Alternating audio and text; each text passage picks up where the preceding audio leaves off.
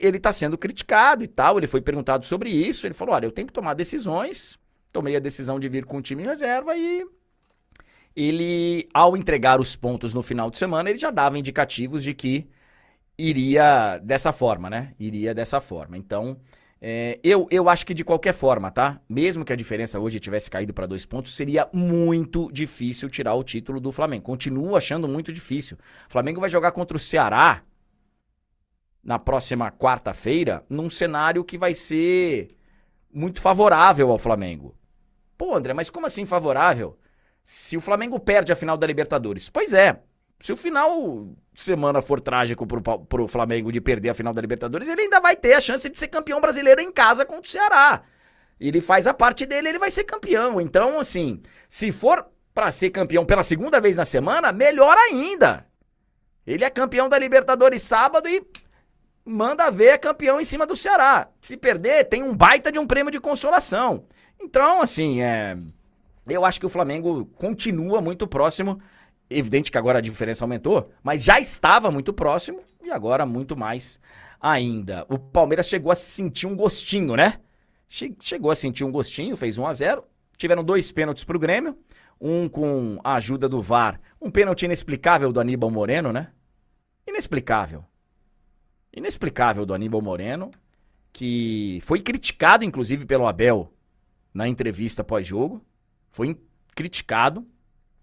No outro, o VAR interveio para poder mostrar o cartão vermelho pro Giai, e já vou falar disso aqui. Nas duas, o VAR acertou.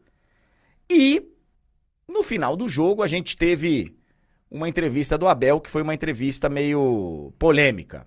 Quero destacar que o Grêmio fez um bom segundo tempo, né? O Grêmio fez a parte dele. O Mano ficou até meio chateado lá com um dos torcedores que estava sendo grosseiro com ele, segundo o Mano falou. Tava ofendendo e tal, repetidamente o Mano. O Mano mostrou o dedo do meio pro torcedor lá. Mas eu queria mostrar a sonora do Abel, 2 sonoras do Abel, porque o Abel fala mais ou menos aquilo que ele deixou marcado que ele falaria algum dia. Ele começa a falar dessa história, eu acho até que ele vai falar mais. E fala também desse lance do pênalti. Mas eu queria, ô Piero, começar com essa dele falando, né, que depois do pênalti contra o São Paulo, que o campeonato foi outro. Aquele pênalti que não foi marcado pro time do São Paulo. Coloca pra gente, por favor. Eu não vivo com ses. Não entendia sobre isso. Eu não vivo com os ses. O que eu te posso dizer é que, falando sobre isso e sobre as minhas decisões, depois do jogo contra o São Paulo, depois de estarmos a ganhar 2-0 e termos virado o jogo para 3-2, muita coisa mudou. E se aquele penalti tivesse sido marcado, o nosso goleiro ia defender e nós íamos virar para 3-2 e não tinha acontecido tudo o que aconteceu até agora. E se? Está bem? Então, ele começa a frase falando, a resposta falando do se, que não tem como trabalhar com se, mas ele fala que se tivesse sido marcado o pênalti, o goleiro iria pegar tal e, assim, o Abel, pode ter diminuído o número de erros, pode ter aumentado o número de erros depois do episódio contra o São Paulo? Pode ter acontecido. Os árbitros entram pressionados mesmo, aquele lance foi um lance de reviravolta no campeonato, porque foi um erro claro. Então, assim, os árbitros entram pressionados todos os jogos. Não é só por causa daquele lance ou do outro. O Palmeiras foi ajudado durante o campeonato? Foi. O Palmeiras, num determinado momento, foi prejudicado? Foi. O Flamengo foi ajudado num determinado momento? Foi. O Flamengo foi prejudicado num determinado momento? Foi. Times grandes aqui no Brasil, cara, é que pega uma sequência de 2, 3 jogos pra um, uma sequência de 2, 3 jogos pra outro, e aí fica no Brasil esse negócio de que, é esquema. No final das contas, os times grandes, na média, são mais ajudados do que prejudicados. Na média, quem se lasca são os pequenos. Quem se lasca são os times que não têm tanta audiência, que não têm tanta renda, que não têm tanta torcida. Então, assim, Abel, do mesmo jeito que não daria pra falar que num eventual título do Palmeiras foi por causa da arbitragem, também não dá pra falar que o Palmeiras será vice-campeão ou terceiro ou até campeão por causa da arbitragem. Não dá, cara. O Palmeiras não jogou nada nos últimos jogos. O Palmeiras não vai ser campeão, Abel, porque o Palmeiras não jogou porra nenhuma nos últimos jogos. Desculpa aqui. Desculpa, cara. O Palmeiras estava com o campeonato encaminhado. Outro dia que o Flamengo perde pontos lá pro São Paulo, tem a expulsão boba. Acho que do Plata, né? Enfim. Pô, cara, tava tudo encaminhado pro Palmeiras. O Palmeiras fez 2 pontos em 15 disputados. Não é por causa da arbitragem aqui. Ah, mas a arbitragem chegou num determinado momento e prejudicou no jogo contra o Flamengo. Tá bom, mas também ajudou no jogo contra o São Paulo. O Flamengo também foi prejudicado no jogo lá contra o Fluminense. E se a gente for olhar, sabe, não é por causa disso ou daquilo. É porque dentro de campo o Palmeiras não fez a parte dele e o Flamengo fez. Então... E sobre o lance do pênalti, só pra gente falar rapidinho antes da nossa dupla entrar direto lá de Lima, tem o pênalti do lance do Giai, que o VAR chama pra mostrar o cartão vermelho pro Giai. No campo ele tinha dado o cartão amarelo. Mostra pra gente aí só esse pedacinho da resposta do Abel, por favor, Piero. Não podes cometer um penalti daqueles, não podes cometer um penalti daqueles, não podes, mesmo quando estamos a perder 2-1, falhar um golo debaixo da baliza, como o Facundo falhou, não podes. A este nível, esse tipo de erros pagam-se muito caros, mas acho que no final o nosso adversário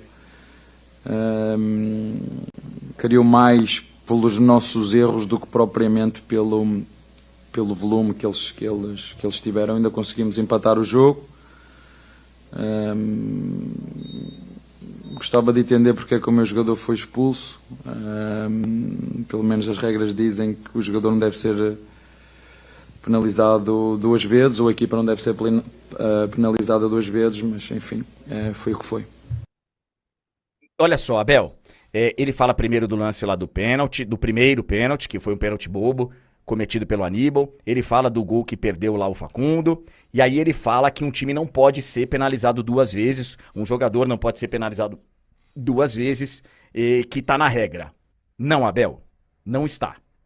O que acontecia antes era que, em determinados lances em que era marcado o pênalti, você hoje não dá o cartão vermelho automaticamente, que antes era. Antes era, sabe, pênalti e vermelho. Hoje, em determinados lances, virou pênalti e amarelo, já faz algum tempo. Se é fora da área, vira falta e vermelho, para não ter a penalidade 2 vezes. No entanto, Abel, tá lá na regra. Quando o jogador impedir um gol ou uma clara oportunidade de gol dentro da sua área, ele pode sim ser advertido com o cartão vermelho. Quer ver, ó? Quando impedir um gol aqui, ó. Um jogador será expulso independente de onde a infração ocorrer. Espera aí que eu deixei separado aqui o lugar da regra, porque eu quero ler a regra para não ter dúvida nenhuma. Aqui, ó. Aqui. Regra 11, tá aqui.